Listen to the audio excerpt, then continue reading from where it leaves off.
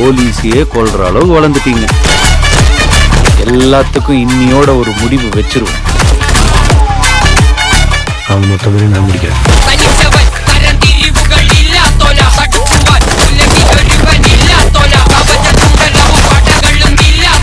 Hello,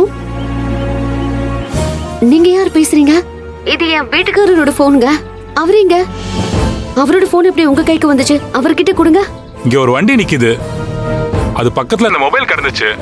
பார்த்தா ஆள் யாரும் இல்ல, ஆனா வண்டியில ரத்தக்கரை இருக்கு. ஹலோ ஹலோ, என்ன சொல்றீங்க? இது இது என் வீட்டுக்காரரோட போன் தான். அவர் பக்கத்துல இருப்பாரு. போன் அவர்கிட்ட கொடுங்களேன். என்னாச்சு மகா? வேற யாரோ பேசுறாங்க. ஹலோ, பக்கத்துல கண்ணு கெட்டின தூரம் வரைக்கும் ஆள் நடமாட்டமே இல்லம்மா. இந்த போன் எடுத்து பார்த்தேன், கடைசியா உங்க நம்பருக்கு தான் போன் பண்ணிருக்காங்க. அதனாலதான் உங்களுக்கு கால் பண்ணேன். அது எந்த இடம்? எனக்கு லொகேஷன் கொஞ்சம் அனுப்புறீங்களா? சரிம்மா.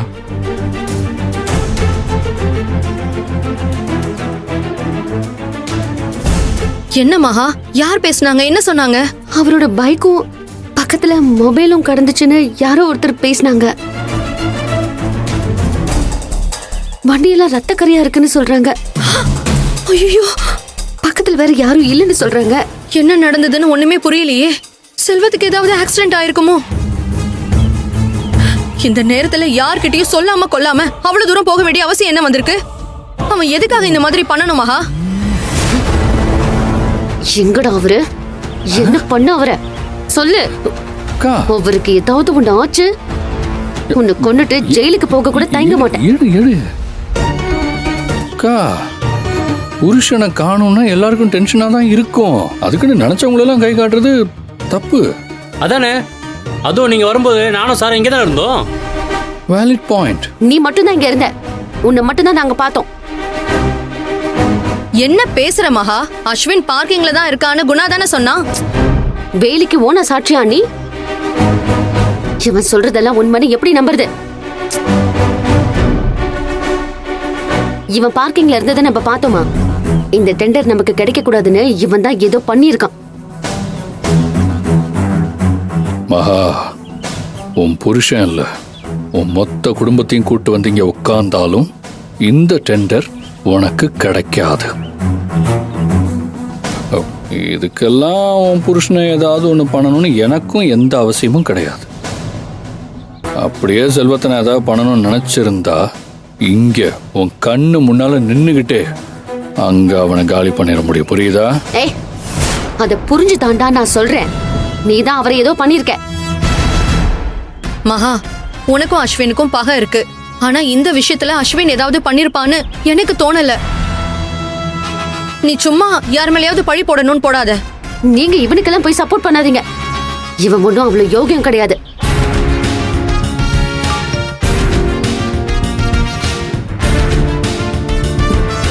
எனக்கு இப்ப பேச நேரம் இல்ல. பேசினாலே லொகேஷன் அனுப்பிட்டாரு. நான் முதல்ல அந்த ஆள் சொன்ன இடத்துக்கு போறேன். நீங்க ஆட்டோ பிடிச்சு வீட்டுக்கு போயிடுங்க. நான் எதுக்கு வீட்டுக்கு போகணும்? நானும் உன் கூட வரேன். ஐயோ வேண்டாம், நீங்க வீட்டுக்கு போங்க. நான் போய் பார்த்துட்டு அவரை கூட்டிட்டு வந்துடுறேன். நீங்க கிளம்புங்க.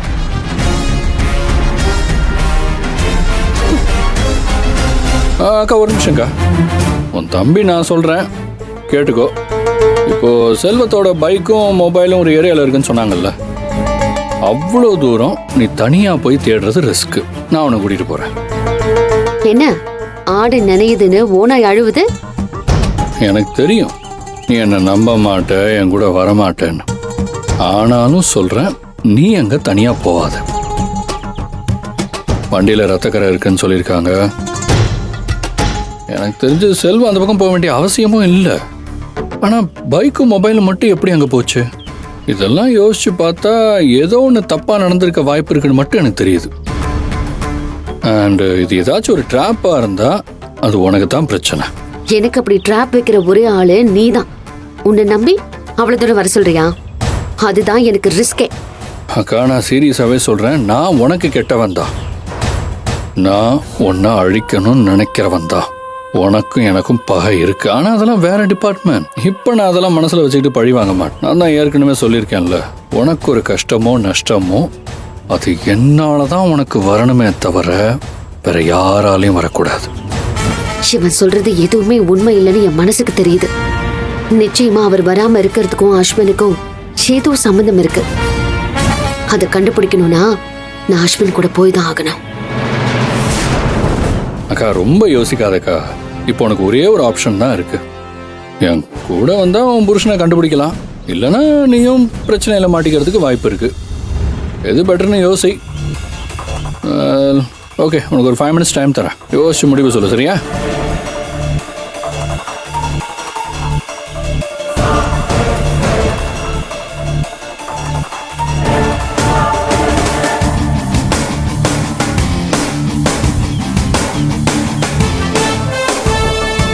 என்னக்கா போலாமா?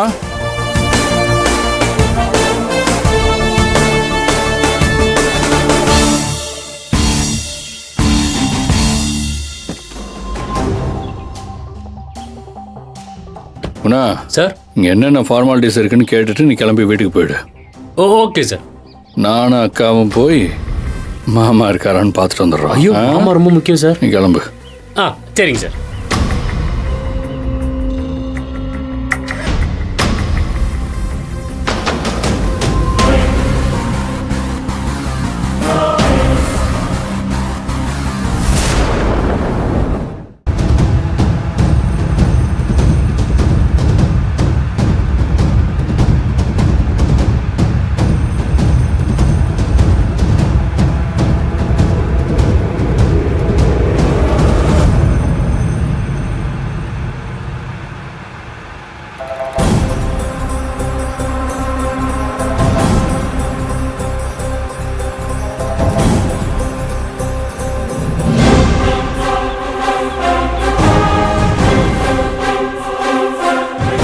அக்கா, இதான் அவங்க உனக்கு சொன்ன ஏரியா. நான் இதுக்கப்புறம் கார் உள்ளே போகாதுன்னு நினைக்கிறேன்.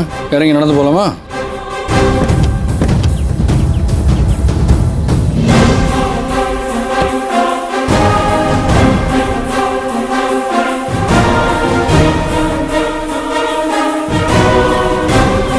புருஷனை பார்க்க அவ்வளோ ஆர்வம். ஓடிக்கிட்டே இரு. ஆனால் செல்வம் கிடைக்கவே மாட்டான்.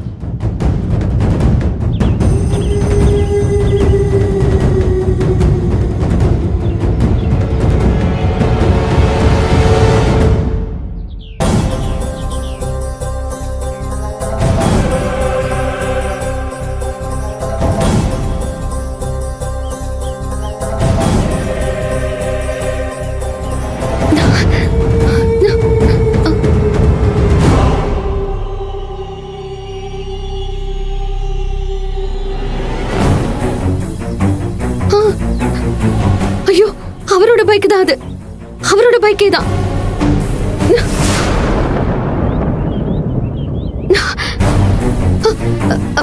இது என் வீட்டுக்காரரோட பைக் தான். நீங்க தான் கால் பண்ணீங்களா சார்? ஆமா. அவரை நீங்க பாத்தீங்களா? ஏதாவது தகவல் தெரிஞ்சுதா? அவரோட மொபைல் எங்க? நீங்க தானாமா? இந்த பைக் யாரோடதுன்னு எனக்கு தெரியாதுமா. அவரை பத்தின எந்த தகவலும் தெரியாதுமா. உங்க புருஷனோட மொபைல் சார் கிட்ட தாமா இருக்கு. ஓ, நீங்க தானம்மா அது? இது உங்க வீட்டுக்கார பைக்கு தானா? ஆமா சார், இது அவரோட பைக் தான். சார், அவர் எங்க சார்? நான் அவரை பார்க்கணும் சார். சார், அவர் நல்லா இருக்காருல்ல சார்? எங்க இருக்காரு சார் அவரு? இங்க ஒரு ஆக்சிடென்ட் ஆயிடுச்சுன்னு ரிப்போர்ட் வந்ததுனால தான் வந்தேன்.